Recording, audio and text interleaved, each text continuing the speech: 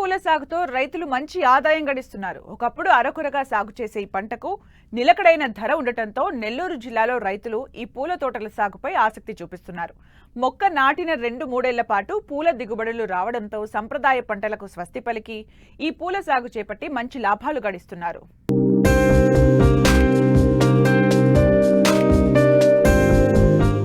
ఏ సీజన్లో అయినా పూలకు మంచి డిమాండ్ ఉంటుంది. దీని ప్రాధాన్యాన్ని గుర్తించిన రైతులు పత్తి, వరి, మొక్కజొన్న వంటి వాణిజ్య పంటలు కాకుండా పూల సాగుపై దృష్టి సారిస్తున్నారు.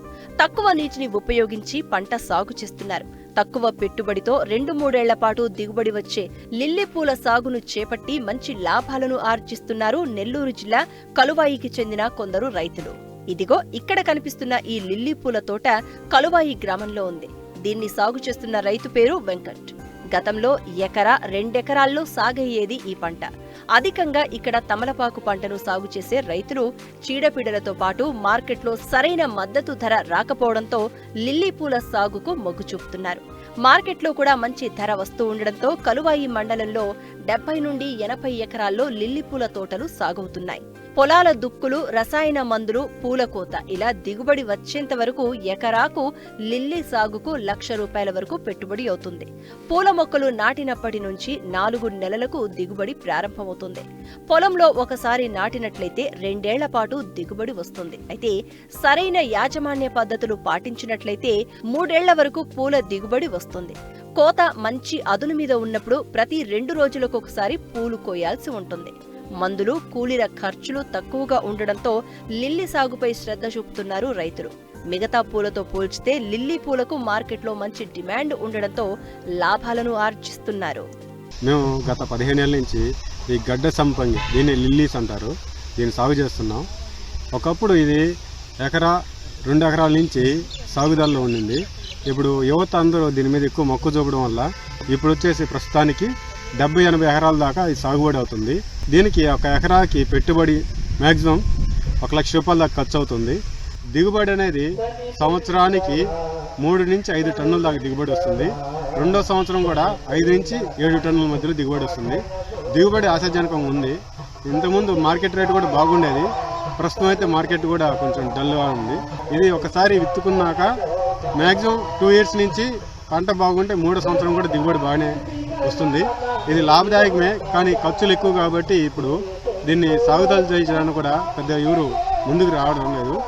కారణం ఏంటంటే ఇప్పుడు వచ్చేసి ఎక్కువ పెట్టుబడులు ఎక్కువైనాయి. అలాగనే ఈ ట్రాన్స్పోర్టేషన్ ఇక్కడి నుంచి మార్కెట్కి పంపించాలంటే ట్రాన్స్పోర్టేషన్ కూడా ఎక్కువ పెట్టుబడులు అయినాయి. నెలకి వచ్చేసి 2,200 నుంచి 2,600 పడుతుంది ఈ ట్రాన్స్పోర్టేషన్. ఇదొకటి, ప్లస్ కూలీల ఖర్చులు పెరగడం, ప్లస్ పురుగు మందులు రేట్లు పెరగడం, ఈ ఎరువుల రేట్లు పెరగడం, వీటి వల్ల దీని మీద ఆసక్తి తగ్గింది. ఇప్పుడు ప్రజెంట్ ఇంతకుముందు ప్రభుత్వం వారు 1 హెక్టార్కి 48,000 సబ్సిడీ ఇచ్చేవాళ్ళు. ఇప్పుడు ఏంటంటే ఆ సబ్సిడీని కూడా తగ్గించేసి ఎకరాకు వచ్చేసి 6,000, 4,000 చిల్లర ఇస్తున్నారు. ఈ సబ్సిడీ తగ్గడం కూడా ఒక రైతుకు కూడా భారం అయిపోయింది. ఇవి ఎక్కువగా వ్యాధులు అంటే ఎండు తెగులు వస్తుంది. ప్లస్ ఇంకొకటి మెయిన్ వేరుకుళ్ళు, దుంప తెగులు వస్తున్నాయి. వీటికి దుంప కుళ్ళు, వేరు తెగులు పోవాలంటే ట్రైకోడర్మా విరిడి ప్రతి 4 నెలలకు ఒక్కసారి పిచికారి చేయాలి. అది పిచికారి చేసినప్పుడు ఎటువంటి పురుగు మందులు కూడా ఒక 10-15 రోజులు యూజ్ చేయకూడదు. తర్వాత వచ్చేసి ఎండు తెగులు వచ్చినప్పుడు దీనికి ఎక్కువ కార్బండిజం కానీ లేదంటే మనకు ఎక్కువగా బావిస్టాన్ పొడి, మ్యాంగోయిజం, ఈ రెండింటిని కొట్టుకోవడం వల్ల ఆ తెగులు నివారణ అవుతుంది. ఇంకోటి ఏంటంటే పూల పైన, ఈ కాండం పైన మచ్చలుగా ఎర్రమచ్చలు పౌడరు, ఎర్రమచ్చలు లాంటి పూలు కూడా చెడిపోతాయి గుగ్గురు వచ్చినట్టు. వీటి నివారణకి ఫార్ములా 4 కానీ, కార్బండిజం కానీ, లేదంటే నెటివో, బేర్ కంపెనీ నెటివో స్ప్రే చేసుకోవడం వల్ల ఆ తెగులు అనేది నివారణ తొందరగా క్యూర్ అయ్యి బాగా దిగుబడి కూడా బాగా వస్తుంది. ఇది సీజన్ అనేది 2 విధాలుగా వేసుకోవచ్చు.